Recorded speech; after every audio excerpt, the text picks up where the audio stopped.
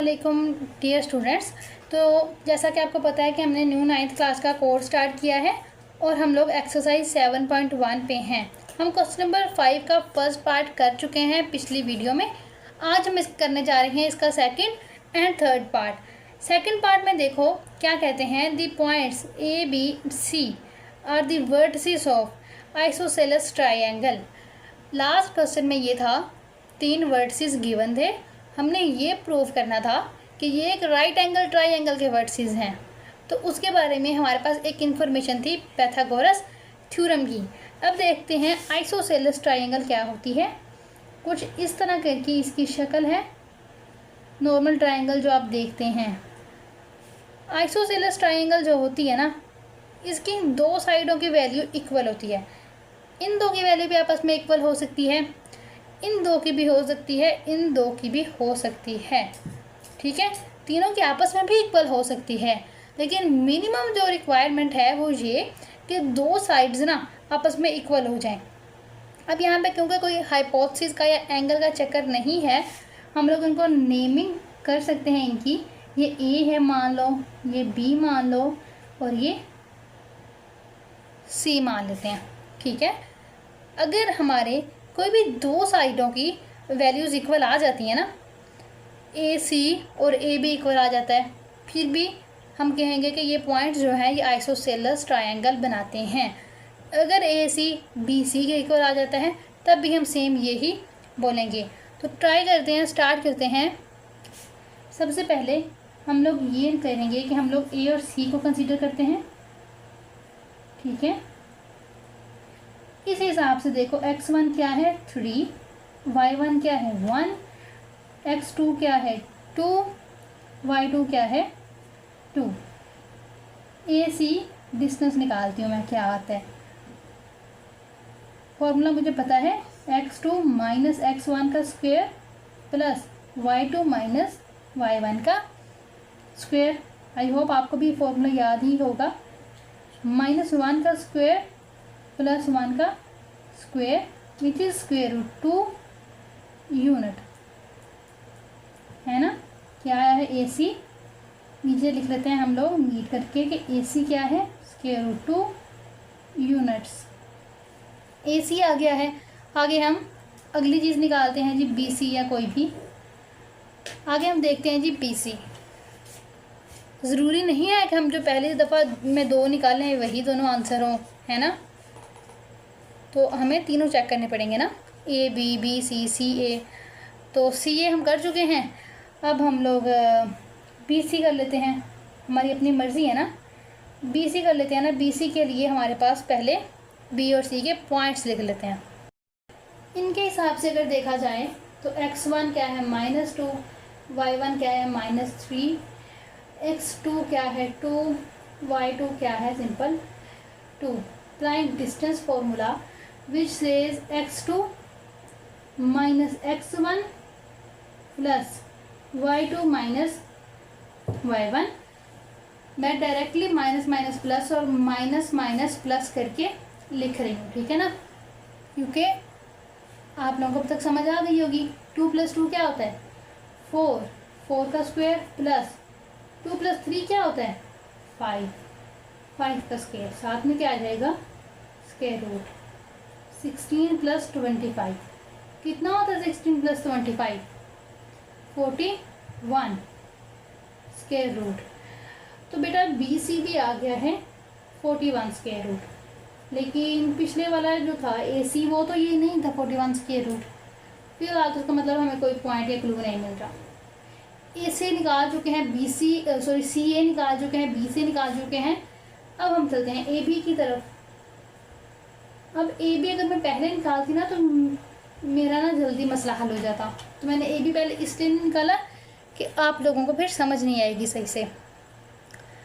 तो देखते हैं जी हमारे पास क्या आता है। अब तो x2 माइनस x1 है ना, ए के पहले पॉइंट से लिख लेते हैं ताकि याद रहे हमें। बी क्या है -2 -3, x2 माइनस x1, तो -2 -3 का square plus y2 minus y1 -3 -1 का स्क्वायर क्या आएगा, -5 का स्क्वायर -4 का स्क्वायर। This is 25 + 16 √41। ठीक है, ए बी। तो ए बी क्या आ गया है हमारे पास, √41 which is equals to B C. तो इसका मतलब क्या हुआ कि ए बी और बी सी आपस में इक्वल है। दो साइड्स आपस में इक्वल अगर हो जाएं इट मीन्स कि वो आइसोसेलेस ट्राइंगल है। ये देखो ना,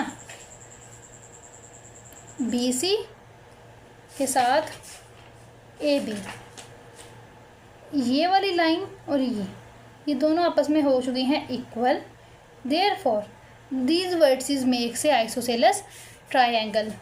ठीक है जी, राइट एंगल ट्राइंगल था तो हमने पाइथागोरस थ्योरम लगाया, आइसोसेलेस ट्राइंगल है तो हमने कोई भी दो साइड्स इक्वल की हैं। ठीक है, अगले क्वेश्चन की अगले पार्ट की तरफ चलते हैं, देखते हैं उसमें अब क्या है जी। थर्ड पार्ट है the points A B C and D are vertices of a parallelogram. अब सबसे पहले एक पैरेललोग्राम क्या होता है मैं आपको ड्रा करके दिखाती हूँ। पैरेललोग्राम कुछ इस तरह की होती है, जैसे एक होता है ना रेक्टेंगल, अगर हम उसी को तिरछा करके ड्रा कर दें ना रेक्टेंगल को तो वो पैरेललोग्राम बन जाती है। इसकी जो ऑपोजिट साइड्स होती हैं वो पैरेलल होती हैं, मतलब ये और ये आपस में पैरेलल है। इस तरह पैरेलल होने का मतलब है कि कभी भी इंटरसेक्ट नहीं करेंगी।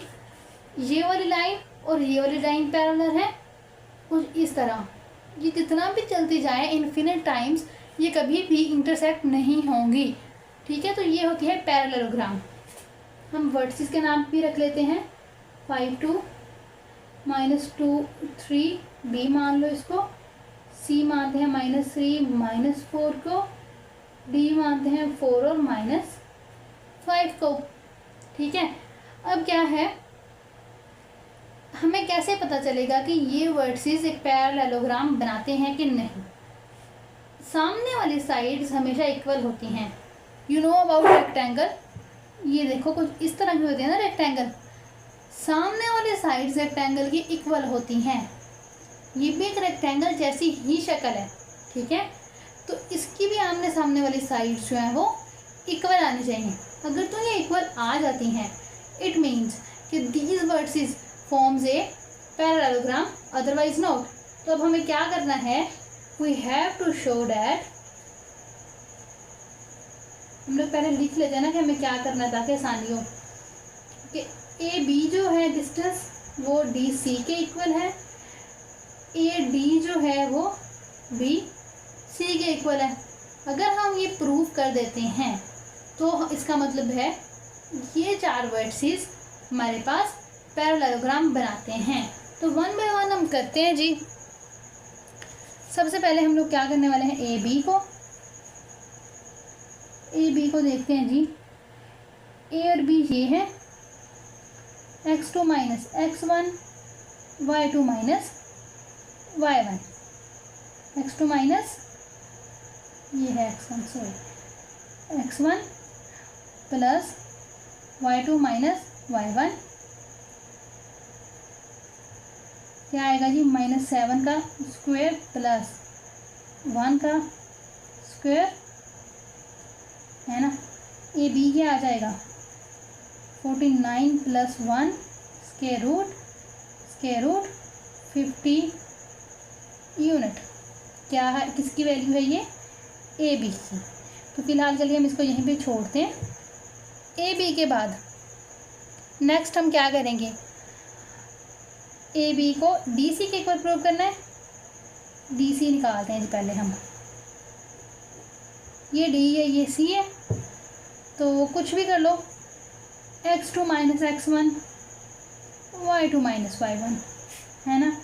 5 x2 - x1 सॉरी 4 है, 4 माइनस प्लस 3 का स्क्वायर प्लस -5 माइनस प्लस 4 का स्क्वायर आ जाएगा है ना। 4 + 3 7 स्क्वायर प्लस -1 का स्क्वायर। अगेन क्या आ जाएगा ये 49 + 1 which is square root 50 units equals to DC। तो बेटा AB और DC तो इक्वल आ गए हैं, ये कंडीशन तो पूरी हो गई है। अगर ये भी पूरी हो जाए ना, AD BC के इक्वल आ जाए तो मसला ख़त्म हो जाए, ये दो साइड से इक्वल हो गई हैं। आगे देखते हैं जी। तो बेटा AD निकालना है हमने ना, तो हम लोग लिख लेते हैं कि x1 कितना है 5, y1 कितना है 4, x2 कितना है 4 और y2 कितना है -5। निकालते हैं AB लिख दिया मैंने। x2 - x1 4 - 5 का स्क्वायर प्लस y2 - y1 ऐसे ही आएगा ना। y2 5 है, -5 है और y1 4 है। तो y1 क्या है 2, वो गलती से लिखा गया था कुछ इस तरह, ठीक है। 4 - 5 -1 का स्क्वायर प्लस -7 का स्क्वायर रूट 1 + 49। अगेन AD क्या आ गया 50 स्क्वायर रूट यूनिट्स। ये भी आप दिमाग में रखोगे कि हमारे पास AD की भी वैल्यू आ गई है। अब हमने क्या निकाला है BC। देखते हैं BC क्या आता है। B और C के मामले में x1 है -2, y1 है 3, x2 है -3, y2 है -4। तो BC निकालते हैं जी। x2 - x1 का स्क्वायर प्लस y2 - y1 का स्क्वायर, -3 प्लस 2 का स्क्वायर प्लस -7 का स्क्वायर, क्या आ जाएगा जी 1 का स्क्वायर प्लस 7 का स्क्वायर। अगेन आ गया हमारे पास 1 + 49 which is equals to 50 square root unit BC, है ना। सबकी वैल्यूज 50 ही आ गई है ना। अब मतलब ये कि ये भी 50 है स्क्वायर रूट, ये भी स्क्वायर रूट 50 है, ये भी स्क्वायर रूट 50 है, ये भी स्क्वायर रूट 50 है। ये तो आमने सामने वाले इक्वल हैं, ये भी इक्वल हैं। अब वो आपस में भी इक्वल है, ये अलग मामला है। इसका ये मतलब नहीं है कि ये पैरेललोग्राम नहीं है। मैंने ये कहा था कि आमने सामने वाली साइड्स इक्वल हों, तो आपस में भी अगर वो म्यूचुअली इक्वल हो जाए फिर भी ठीक है।